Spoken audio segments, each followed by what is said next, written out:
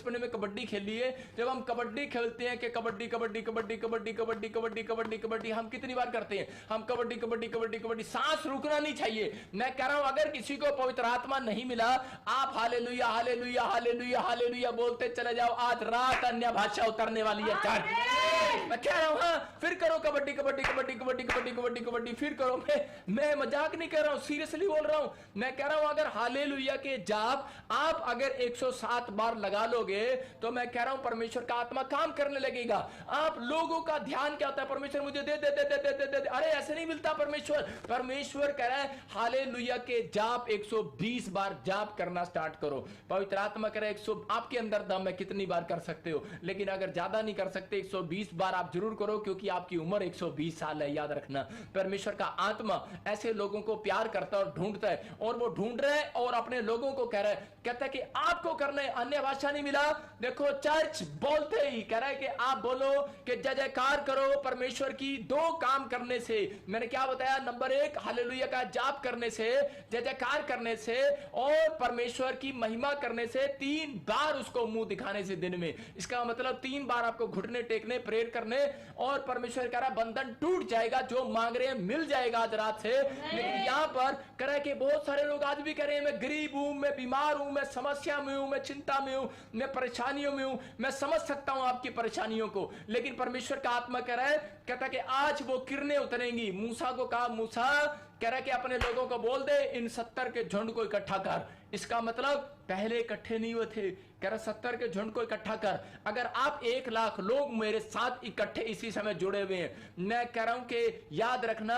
कुछ लोग सोचते हैं शायद मैं जब प्रोफेसी करता हूं कि मैं SRMP वालों नाम वालों के लिए मैं करता हूं, लेकिन परमेश्वर का आत्मा बोलता है, कहता है एक नहीं, सबके ऊपर मस्सा उतरता है। लेने वाला चाहिए, दम दिखाओ, परमेश्वर को अपना मुंह दिखाओ। 3 बार परमेश्वर आज बंधन तोड़ेगा। मूसा ने 70 झुंड को इकट्ठा किया एक साथ, और उसके बाद जब उसने प्रार्थना किया, सबके ऊपर मस्सा उतर गया, सब भविष्यवाणी करने लगे, आप उन सब के ऊपर से बंधन टूट गए। मैं समय कह रहा हूं कि आप अगर 1 लाख लोग इस समय मेरे साथ ऑनलाइन जुड़े हुए हैं, ऑनलाइन चर्च 1 लाख लोग आप देख रहे हैं लगातार, और पवित्र आत्मा मुझे कह रहा है कि आप, जब मैं कह रहा हूं कि मैं इनके ऊपर परमेश्वर वो मस्सा उतर जाए आज यीशु मसीह के नाम में, आज आपके ऊपर मस्सा उतरेगा वो यीशु मसीह के नाम में। आपके बच्चे भी भविष्यवाणी करने लगेंगे, आपको नए नए ड्रीम्स आने लगेंगे। आपको परमेश्वर आज इस वचन के बाद अगर आप 3 बार मुंह दिखाते हैं तो परमेश्वर का आत्मा कह रहा है मैं बताऊंगा इनको तेरे चक्कर कैसे टूटेंगे, मैं बताऊंगा। योशू को बताया परमेश्वर ने। हम देखते हैं एक जगह योशू की किताब 6 के 20 में पढ़ते हैं, यहां पर क्या हो रहा था, बहुत बार लोगों के बंधन नहीं टूट रहे थे, लेकिन परमेश्वर ने सीक्रेट दिया। जब आपने निर्गमन में 34 के 24 में पढ़ा था तो हमने क्या बताया था, कह रहा कि लालच कह रहा है कि अगर तेरी भूमि का कोई लालच कर रहा है, बहुत औरतें प्रार्थना कराती हैं मेरी लड़की को कोई भगा के ले गया, अरे तेरी लड़की का लालच कर रहा है, दिन में 3 बार मुंह टेक, कह रहे परमेश्वर को मुंह दिखा। अरे मैं कह रहा हूं आज ही, कह रहा है कि एक औरत आई और बोलती है पास्टर जी मेरे लिए प्रार्थना कर दो, प्रोफेट जी कह रहे पापा मेरे लिए प्रार्थना करो कि मेरी बच्ची का मन वहां से हट जाए। मैंने कहा ठीक है, मैं तो परमेश्वर को 3 बार मुंह दिखाऊंगा, लेकिन मुंह दिखाई तो तेरे को ही देनी पड़ेगी, मुंह तो तेरे को दिखाना पड़ेगा। तू 3 बार मुंह दिखा, उसके बाद मेरी प्रेयर के बाद एक स्वर्गदूत जा रहा है और तेरी लड़की का मन चेंज कर रहा है आज यीशु मसीह के नाम में। आप घबराए हुए हो बच्चों को लेकर, अगर बच्चा स्टडी में कमजोर है, मैं कह रहा हूं अभी एग्जाम चल रहे हैं बच्चों के, मैं कह रहा हूं कि अगर एग्जाम में कोई प्रॉब्लम आ रही है, कोई समस्या आ रही है, जॉब में समस्या आ रही है, मैं कह रहा हूं आप 3 बार मुंह दिखाना स्टार्ट करो। और यहां पर यीशु मसीह ने कहा, यहां पर परमेश्वर ने क्लियर कहा निर्गमन की किताब में, कहता है कि अगर इजराइल के लोग, कह रहे अगर किसी भी जाति के लोग, जकरिया में भी सेम कहा, अगर ये मुझे साल में 3 बार, मैं कह रहा हूं कि फिर मूसा को कहा हफ्ते में 1 बार, लेकिन यहां पर क्लियर इस बात का मैसेज है कि 3 बार मुंह दिखाना पड़ेगा। अगर आप 3 बार मुंह दिखाते हैं तो दानियल की तरह अगर आप नियमित रूप से प्रार्थना करते 3 बार मुंह दिखाई देते हैं परमेश्वर को, तो परमेश्वर ने कहा ये फेमस होंगे आज रात यीशु मसीह के नाम में।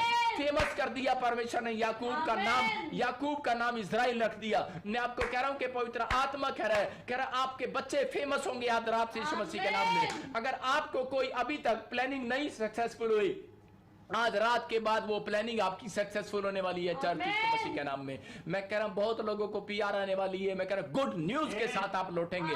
लेकिन अगर आप चक्कर काट रहे हैं, बार बार वीजा लेने जा रहे हैं, मिल नहीं रहा, कारण क्या है? बंधन है कोई। लेकिन उस बंधन को कैसे तोड़वाना हम देखते हैं बाइबल के अंदर योशु के 6:20 में। मैं बता रहा हूं आपको कि यहां पर क्या था कि इजरायलियों ने जब पाप किया तो परमेश्वर उनके विरुद्ध हो गया और यरीहो के लोग जो है कि वो इजरायली लोगों के परिवार के लोगों को उठाकर ले गए और यरीहो की नगरी में बंद कर दिया उनको। और वो दीवार जो थी वो 30 फुट की, जो 30 फुट लंबी और उस 20 फुट ऊंचाई थी उसकी, और वो बहुत तकड़ी दीवारें थी।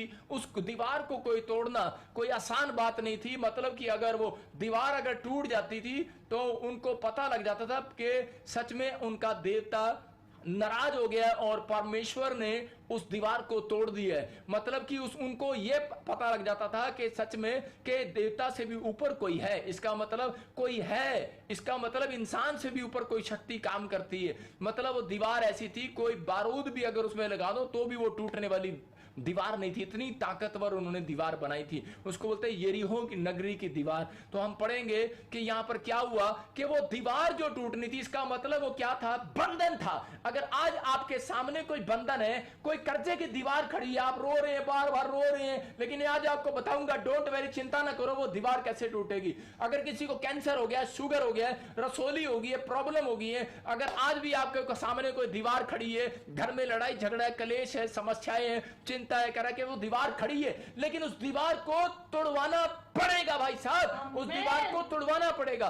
बाइबल अपने बच्चों से सिखाती है कि आपको दो काम, मैं ऑनलाइन इसलिए आया हूं कि आपके सामने मैं लोगों को बताऊं कि बहुत सारे लोगों को पवित्र आत्मा की बात बताऊं कि पवित्र आत्मा कैसे लोगों को आजाद करता है। नहीं तो लोग प्रार्थनाएं कर रहे हैं, वचन पढ़ रहे हैं, चर्च जा रहे हैं और दान भेज रहे हैं, दशवांश भेज रहे हैं भाई साहब, लेकिन हमें दुख होता है इन बातों का कि लोग दान भी देते, दशवांश भी देते, प्रार्थना भी करते, बाइबल भी पढ़ते, लेकिन फिर भी बेचारे निराश हैं लोग। लेकिन परमेश्वर के आत्मा ने मुझे निचोड़ा और मुझे कहा, कह रहा बेटे इनको बता, कह रहा कि बंधन तोड़वाना पड़ेगा बेटे, बंधन तोड़वाना पड़ेगा। आपको बंधन तोड़वाना है। आपको क्या करना है? कह रहा कि इन बातों के लिए, कह रहा आपको जैसा सिखाएं वैसा करना है। कह रहा दिन में 3 बार मुंह दिखाओ, चाहे आपने आज तक किसी से आप छुप रहे हो, कर्जे वालों से आप मुंह नहीं दिखा रहे उनको, अपने परिवार में मुंह नहीं दिखा रहे, आपने कोई गलती कर दी आप मुंह नहीं दिखा पा रहे समाज को। मैं कह रहा हूं कि आज रात के बाद परमेश्वर आपका स्टैंडर्ड फिर से ऊंचा करने के लिए जा रहा है यीशु मसीह के नाम में। ये चक्कर खत्म नहीं होता भाई साहब, उसको खत्म करना पड़ता है। बंधन टूटते नहीं है, दीवार गिरती नहीं है, गिरानी पड़ती है। हम देखेंगे योशू ने कैसे दीवार गिराई। हाँ, वो जो अपने लोगों को आजाद कराने के लिए गया, जो वो उनकी दी बेटियों को उठाकर ले गए थे और वो उनसे वहां पाप करा रहे थे और उनको छुड़ाने के लिए, यरीहो की नगरी का मतलब है पाप की नगरी। और जब उस पाप की नगरी में कोई नहीं जाता था, जो उसकी पाप की नगरी में जाता था उसके ऊपर वायरस फैल जाता था, बीमारियां फैल जाती थी। और उस नगरी में यहां पर योशू से बंधन तोड़वाया और सेम कह रहा है जब यीशु मसीह आया तो यरीहो की नगरी से बंधन को तोड़ा, अंधे भिखारी को चंगा किया।